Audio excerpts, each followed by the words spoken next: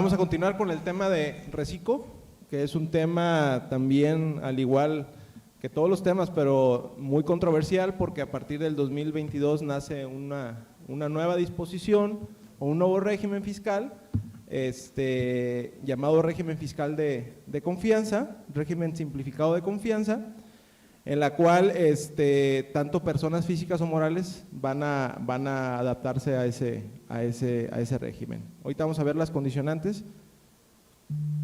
Dejamos poner el tema. Sí, si quieres voy dando un poco de contexto, Rafa, en lo que encuentras el material.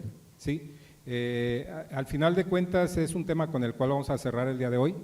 Estos eventos, aunque son cansados, tienen mucho tecnicismo, ¿no? O sea, a lo mejor en 5 horas no podríamos abarcar la totalidad. Al final de cuentas, lo que estamos queriendo es transmitirles el contexto global de lo que es una reforma fiscal, que ahorita en el caso del régimen simplificado de confianza es un Frankenstein, es decir, lo vamos a analizar, lo vamos a ver, sí, superficialmente, y aquí lo que yo podría comentarles hasta el momento es que sí empecemos o incluso yo pienso que ya se está haciendo, pero a hacer un análisis de la situación actual que tengo, si soy como persona física, si puedo seguir tributando en el régimen de incorporación fiscal o lo deseo hacer, porque por persona física vamos a ver que es opcional, y en un momento dado analizarlo en este inter de días para saber qué es lo que voy a decidir, ¿sí? Algo muy importante es que aunque vienen reglas muy rebuscadas, reglas inclusive que tiene que ver con ese cambio, lo más importante ahorita, al día de hoy, es esperar las reglas misceláneas que están por salir. Ya les dije, al 28 de diciembre, el Día de los Santos Inocentes, más o menos por ahí salen la regla miscelánea, en la cual aclaran muchísimas cosas. Jurídicamente sí hay temas que ya están en una norma, es decir, en la norma tributaria ya están incluidas, y por resolución miscelánea en algunas ocasiones pues se trata de enderezar la norma tributaria. Habrá que analizarlo si en esas reglas misceláneas no me va a afectar los elementos del tributo, como son el sujeto, el objeto, la base, la tasa o tarifa, ¿verdad? Porque entonces sí entraríamos en temas de ilegalidad, ¿sí? Entonces, adelante, Rafa, por favor. Ok, perfecto, Juan José. El reciclo, se elimina el régimen de incorporación fiscal, el RIF, pero da una oportunidad a que los que estén en el RIF antes del 31 de agosto de este año 2021, que hayan estado tributando hasta ese momento, les da la oportunidad de que puedan continuar y que terminen su vida fiscal, por decirle de esa manera, de los 10 años que les permite tributar, ¿no?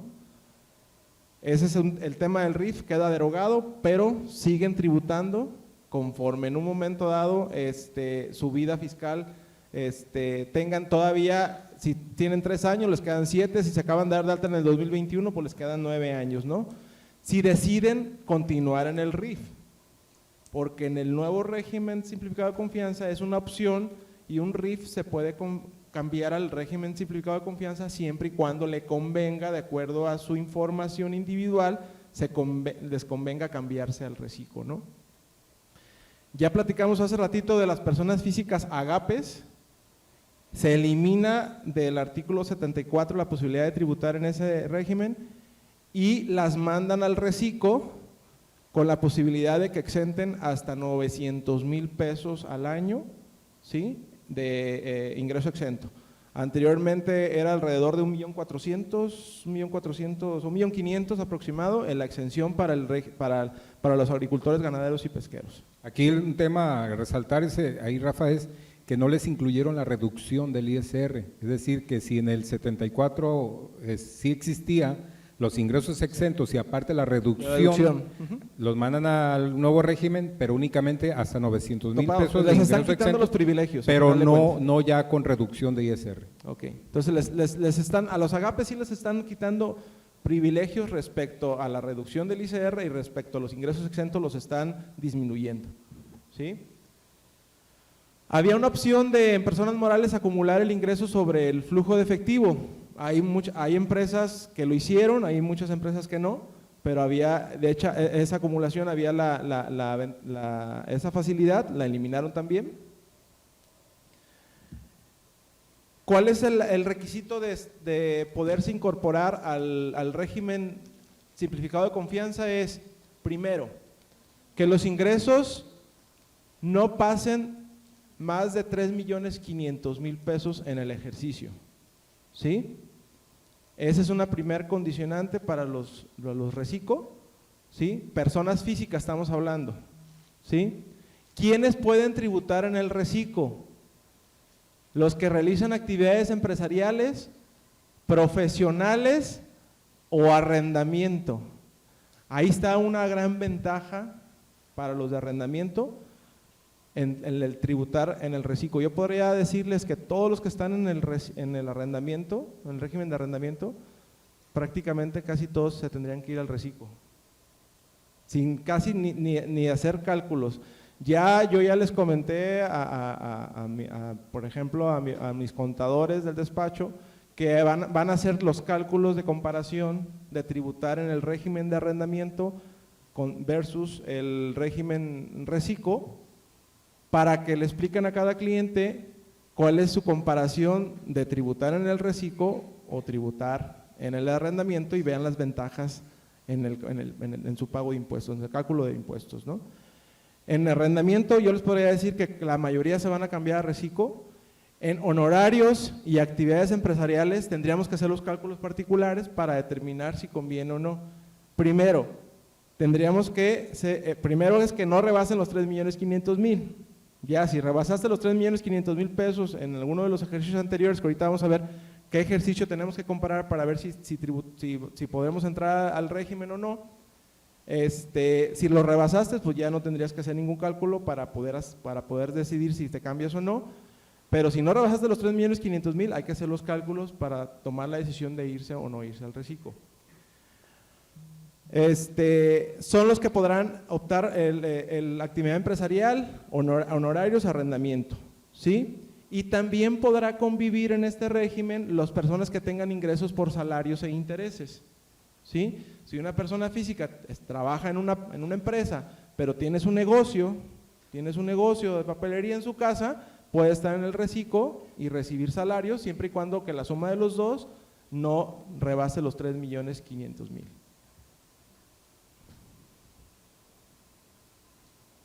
Es lo que les decía, en transitorios te da la posibilidad de que sigas tributando en el régimen de incorporación fiscal hasta por los años que te queden por tributar ahí, que son máximo 10 años, cada supuesto de cada contribuyente tendrá el número de años que les queda por tributar en ese régimen. El artículo 111 se deroga, que es el que regía el tema del RIF. Me voy a pasar eso un poquito más rápido, porque son temas del RIF. Todo lo que existía en el RIF de beneficios se siguen aplicando hasta el término.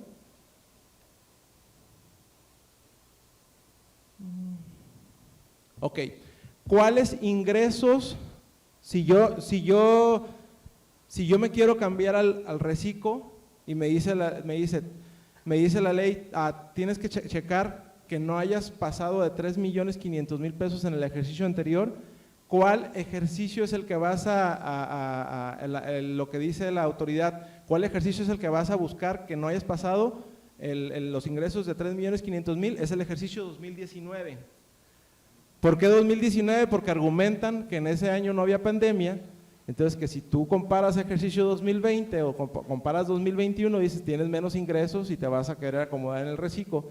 Entonces dice, compara el 2019, si en el 2019 no pasaste de 3.500.000, sí puedes irte al RECICO en el 2022, ¿sí? Entonces, si tú no si no estabas dado de alta en el 2019, por consecuencia vas a tomar el 2020, 2021, porque no tienes un año de comparación. Aquí les voy a explicar, es un ejemplo muy práctico de cuál es la implicación de estar en el RECICO, ¿sí? Ya vimos que son 3.500.000 para poder acceder o poder optar por tributar en ese régimen. La parte de arriba es el régimen tradicional. Si una persona expide recibo de honorarios por sus servicios profesionales y cobra 20,000 pesos, pues cobra un IVA de 16%, que son 3,200, tiene un subtotal de 23,200. Si le expide el comprobante a una persona moral, le retiene el 10% de ICR y le retiene el IVA, las 2/3 partes, que son 2,133, y le queda un neto de 19,000. Al igual, esa persona física tiene renta una propiedad, cobra los mismos 20,000 y recibe los 19,000 por las retenciones. En la actividad empresarial, si una persona, voy a poner el ejemplo, de si alguien vende papelería y está en la actividad empresarial, en estos momentos vende sus artículos en 20,000, cobra un IVA por 3,200 y recibe 23,200. Ese es el régimen actual. ¿Qué pasa si esos supuestos los cambiamos a reciclo? ¿Sí? La misma persona de honorarios, la diferencia está en que en lugar de que le retenga a la persona moral 10%, le va a retener el 1.25% nada más. ¿Sí? Es una diferencia porque la retención en reciclo es del 1.25%. ¿Qué pasa en el arrendamiento? Todo es igual, nada más la retención es del 1.25%. Pero lo más importante, el cambio más importante es que en la venta de papelería, del negocio de papelería, en el reciclo, si le vende a una persona moral, le va a retener el 1.25% también, ¿sí? En la venta de artículos, en una comercialización normal, ¿sí? Entonces, si le vendes a una persona moral, la persona moral te va a decir, te voy a retener el 1.25, vas a recibir menos recurso por el tema de esa venta en la actividad empresarial, ¿sí? En todos los supuestos, en el reciclo, de honorarios, arrendamiento, actividad empresarial, si le prestas el servicio o le vendes el bien a una persona moral, tienes una retención del 1.25%. Entonces, ese sí es un cambio, porque al final de cuentas el dueño del negocio va a recibir menos dinero, que aunque el 1.25 representa una retención que va a poder acreditarlo contra sus impuestos, pues sí representa una mecánica de recibir menos dinero por algo que estaba acostumbrado a recibirlo de manera normal. ¿Sale? Traemos unos ejemplos prácticos. Si un reciclo, papelería, le vende a una persona moral, le retiene el 1.25. 2. Si un reciclo plomero le trabaja a una persona moral, le retiene también el 1.25. 3. Si un reciclo ganadero le vende ganado a una persona moral, también le retiene el 1.25. 4. Si un reciclo agricultor le vende cosecha a una persona moral, le retiene el 1.25. 5. Si un reciclo médico, abogado, psicólogo, contador, le presta servicio a una persona moral, le retiene el 1.25. Si un reciclo de arrendamiento por un bien inmueble le presta a una persona moral, le retiene el 1.25. Si fueran los supuestos 1, 2, 3 y 4, si fueran personas físicas, no hay retención de ICR. Los supuestos 5 y 6, si son prestados por personas físicas, no reciclo, la retención es del 10%, no del 1.25, ¿sí? Y de los supuestos 5 y 6, si son prestados por personas físicas, la retención se hará conforme, la retención del IVA se hará conforme a los términos del artículo 1A de la ley del IVA y de su reglamento. Aquí la precisión es que la retención es del 1.25, para que quede claro, no del 10% como estamos acostumbrados a tenerlo, y que en la enajenación de bienes, en una comercialización normal de productos, sí les aplica la retención del 1.25, cosa que nunca habían estado acostumbrados a tener. Aquí es lo que les hablaba, que puede convivir sueldos y intereses, arrendamiento, honorarios y actividad empresarial.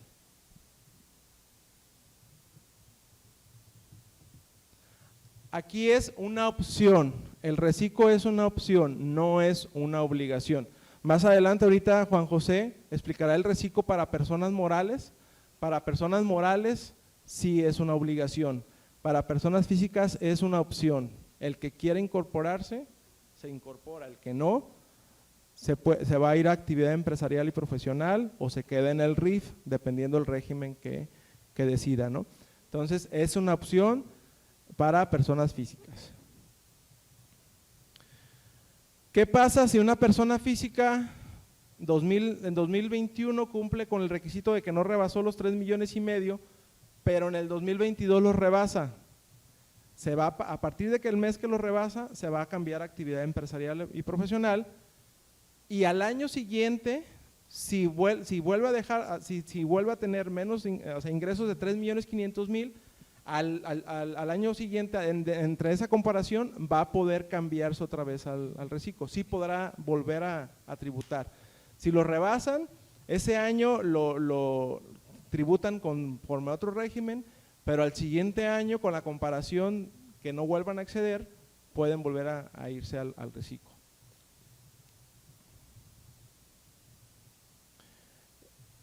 Aquí un delito de evasión fiscal genérico es que tú simules un asimilado a salarios y que lo quieras poner como un reciclo, o sea, que tú quieras pagar por medio de un reciclo alguna contraprestación que se equipara con un salario, ¿no? Entonces no podría simular esa parte porque así lo están tipificando como un delito de evasión fiscal. ¿Cómo se paga el reciclo? El reciclo son pagos mensuales, no acumulativos, es decir, enero pago lo de enero, febrero lo de febrero, marzo lo de marzo, no voy acumulando de enero a febrero, de enero a marzo. Cada mes se tiene que pagar y se presenta una declaración anual. No te permite deducciones en el reciclo, solamente se declaran ingresos, no te permite deducciones, solo ingresos, ¿sí? Conforme a una tabla, que es esta.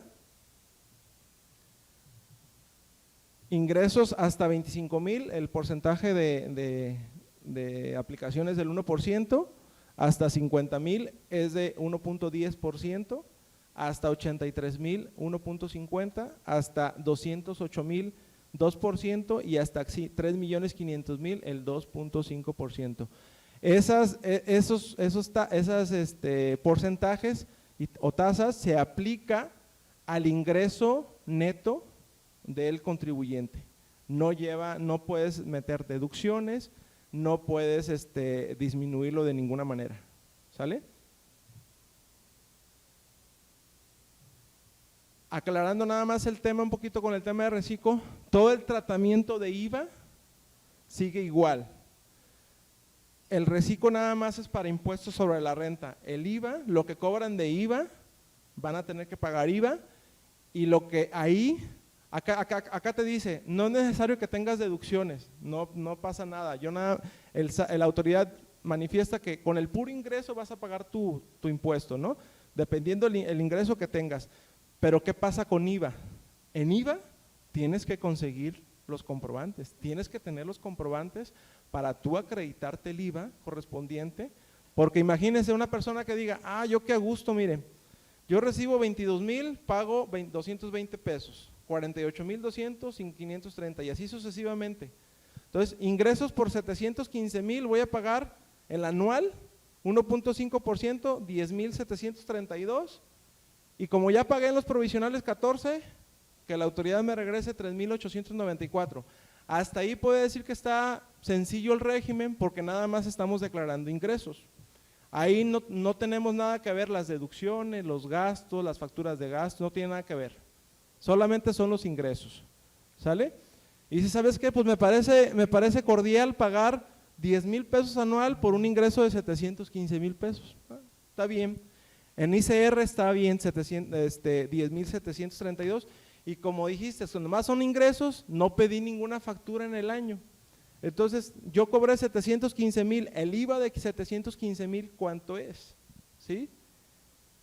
Son 100,000 pesos de IVA. Oye, ¿y las facturas de tus gastos? No, es que no ocupaba porque en el reciclo no ocupo facturas. No, sí las ocupas porque para IVA necesitas acreditar el impuesto y necesitas cumplir con las obligaciones de haber hecho la transferencia de tu factura, de haber obtenido el comprobante fiscal, el complemento de pago, todo eso. Entonces, si tú no tienes comprobantes y porque crees que vas a pagar 10,000 y el IVA, ¿dónde va a quedar? ¿Sí? Entonces, por default, tienes que pedir tus comprobantes porque el impuesto al valor agregado es el que vas a pagar de manera normal, ¿sí? Entonces ahí tendríamos que checar la conveniencia de sí cambiarnos al reciclo, independientemente de que tenemos que seguir llevando contabilidad al 100%, ¿sí? Porque el IVA es donde en un momento dado tenemos que seguir cumpliendo con todas las obligaciones, ¿sí? Sí, incluso aquí es diferente el que el régimen, es decir, este cajón fiscal, este apartado fiscal, es muy diferente a que no me permita las deducciones, pero sí se obligan. De hecho, hay supuestos, ahorita seguramente Rafa lo va a ver en el tema de obligaciones, porque obviamente le enmarca obligaciones a este régimen simplificado de confianza de personas físicas. Hay obligaciones, cuando se incumplen obligaciones, sales de este régimen, te sacan de este cajón. Y una de ellas, una de las obligaciones es solicitar los comprobantes fiscales por los gastos, ¿de acuerdo? Entonces, no significa que, pues ya me olvido, al cabo pues no los voy a ocupar, pues es nada más ISR. Incluso hay una bandera política que se ha vendido en el cual señalan que en este régimen ya no se va a ocupar de terceros, es decir, véase el tema de contadores, ¿verdad? Eso venían en RIF y decían que ya no se va a necesitar contador, pero vamos a ver temas que tienen que ver muchísimo con que somos un mal necesario, en realidad eso somos, ¿verdad? Sí, tienes razón. Ahorita vamos a checar un poco el tema de las condicionantes para pertenecer a este régimen, y si bien es cierto, como lo dijiste, Juan José, o sea, si en este cajón de ICR no ocupa los comprobantes, en el cajón del IVA sí los ocupas, ¿no? Entonces, si bien es cierto, es un beneficio pagar de esta manera, pero para IVA vas a tener que ya tener tu contabilidad y tener los comprobantes respectivos. Digo, ¿no? además, ahorita se ve muy light, la verdad que sí, la tabla está muy fácil, fluctúa del 1% al 2.5%, entonces está muy barato, en realidad es muy económico el impuesto a la renta, pero y al siguiente año, o sea, las reformas son año con año, o sea, aquí no dice que durante el 2000, de que va a ser perpetuo, o sea, no, son cambios que se dan, es probable que la tabla la cambien o que las reglas cambien como en el Big Brother, o sea, no sabemos en realidad cómo sea. Ahora, ¿qué pasa con un reciclo que tiene muy poco porcentaje de utilidad, una actividad que tenga muy poco porcentaje de utilidad? Vamos a pensar los mismos 715,000, pero para obtener el ingreso de esos 715,000 gastó 700,000 pesos y se ganó 15,000 pesos, ¿sí? O que obtuvo pérdida inclusive. En el reciclo no te permite tener pérdidas, en el reciclo no te permite pues tener deducciones, o no te permite calcular las deducciones en la base gravable, ¿no? Entonces, tú vas a pagar los 10,000, no hayas ganado dinero, o hayas ganado o no hayas ganado dinero, vas a pagar 10,000, ¿sí? Entonces, sí es a considerar que no nada más es porque sea en teoría muy simplificado el cálculo, sí tendrían que valorar cada uno en un supuesto ya general de su contabilidad, es la posibilidad de cambiarse o no, ¿no? Ya habíamos comentado el tema de agapes, es hasta 900,000 pesos es lo que van a estar exentos, y en el periodo que rebasen esos 900,000, pues van a empezar a pagar como reciclo, como en la tablita. Este ejemplo, hasta el mes de mayo estuve exento en su totalidad, pero en el mes de junio me pasé de los 900,000, ya empiezo a aplicar la tarifa para poder empezar a pagar, ¿sí? Siempre y cuando esa persona física no rebase los 3,500,000, porque si rebasando los 3,500,000 se va al régimen de actividades empresariales. Aquí ya hablaba Juan José un poquito de esto, cuando rebase los 3,500,000 te saldrás del régimen, pero si en un ejercicio posterior vuelves a tener menores ingresos a 3,500,000, puedes regresar al régimen. La restricción temporal de CFDIs aplica igual para cualquier contribuyente. 3 declaraciones o más que no tengas presentados, o bien la declaración anual, la autoridad ya puede restringirte los sellos digitales para que puedas facturar, ¿sí? Y en este régimen también, si tienes 3 o más declaraciones omisas en un mismo ejercicio fiscal, la autoridad te podrá sacar del régimen y te mandará a la actividad empresarial y profesional. En este año 2022 les van a dar un transitorio para que puedan en este año no aplicar esa disposición, pero el 2023 sí lo van a hacer. Si no presentas 2 consecutivas o indiferente mes, 3 declaraciones de reciclo, te van a cambiar. La autoridad te notificará que ya no es reciclo, que eres actividad empresarial. ¿Quiénes no pueden tributar en este régimen? Los que sean socios accionistas de personas morales, ¿sí? O que sean partes relacionadas en términos del artículo 90. Sean residentes en el extranjero, que tengan uno o varios establecimientos permanentes en el país, cuenten con ingresos sujetos a regímenes fiscales preferentes y perciban ingresos de asimilados a salarios como honorarios a consejeros, honorarios preponderantes, honorarios asimilados por servicios profesionales y por actividades empresariales. Entonces, a estos contribuyentes prácticamente eran los mismos que limitaba el RIF, los vuelve a limitar en el régimen simplificado de confianza para que no puedan tributar en este régimen. Eso es lo que ya hablamos, salida por incumplimiento.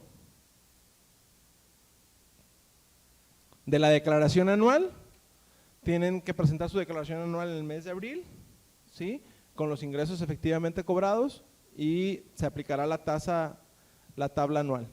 Ese es un cálculo sencillo de cómo se está determinando el ingreso. Aquí estamos separando en la columna A el ingreso percibido de personas físicas, en la columna B el ingreso percibido de personas morales, porque ese ingreso de personas morales, acuérdense que lleva una retención del 1.25%, ¿sí? Tiene la totalidad de ingresos, cada mes la tasa aplicable dependiendo del nivel de ingresos, el ICR mensual y el ICR retenido, y ya te da tu impuesto a pagar cada mes.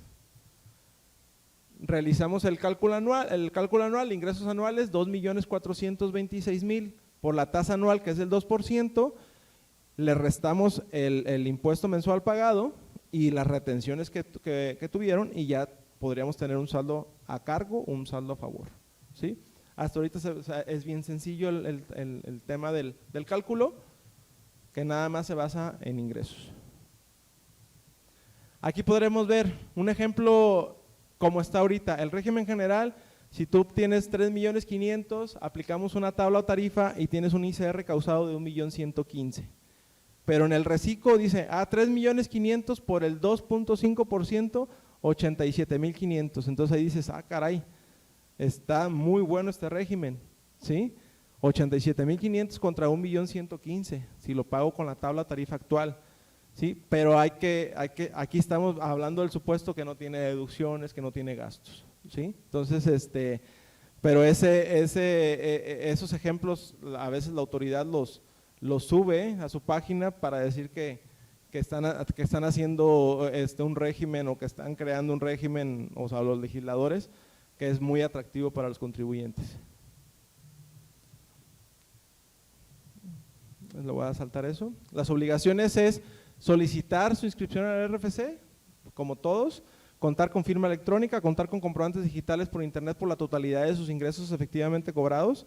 Este es un punto importante, ya que deben de contar con sus CFDIs de los ingresos que obtuvieron, porque la autoridad, la manera de identificar los que no pase de los 3.500.000 o que van a declarar los 3.500.000 es con los CFDIs.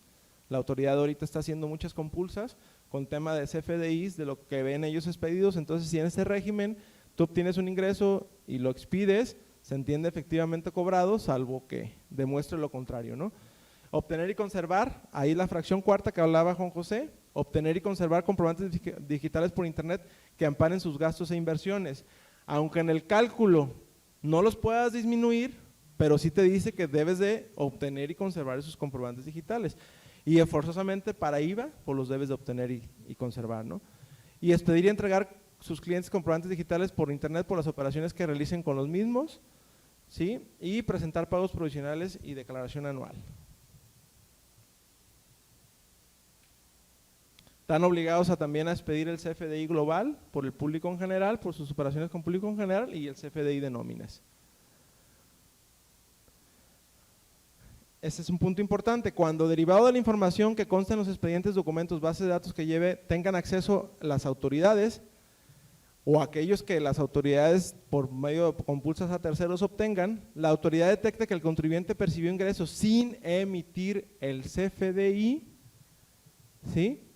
Dicho contribuyente dejará de tributar en términos de esta sección y deberá hacerlo conforme al capítulo de actividades empresariales y profesionales, que es lo que les decía hace rato, o sea, en estos momentos.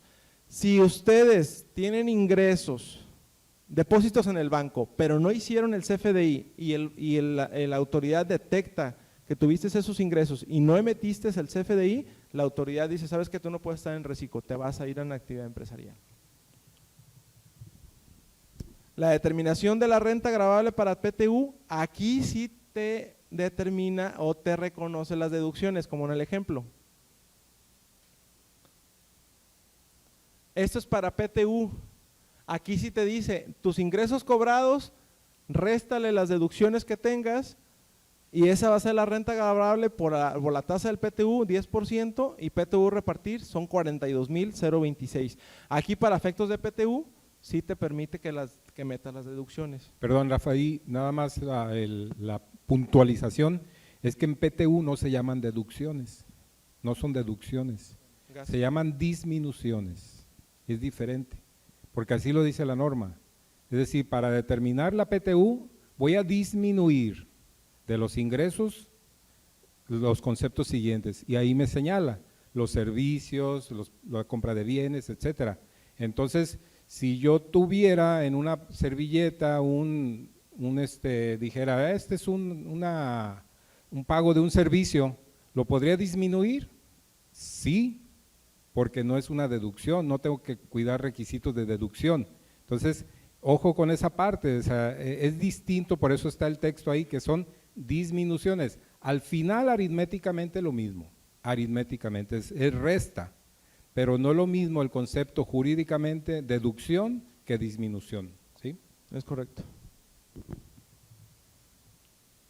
Otras obligaciones, encontrarse activos en el RFC, en el caso de reanudación de actividades que el ejercicio anterior los ingresos amparados no superen los 3.500.000, encontrarse en el corriente en el cumplimiento de obligaciones, que es la opinión positiva famosa que se obtiene de la autoridad, y no encontrarse en el supuesto de los listados del artículo 69.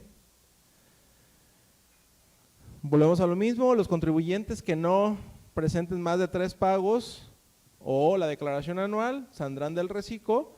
Para el año 2022 podrían no tener esas declaraciones presentadas y no los van a sacar, pero hasta el 2023 ya va a tener efectos esta norma.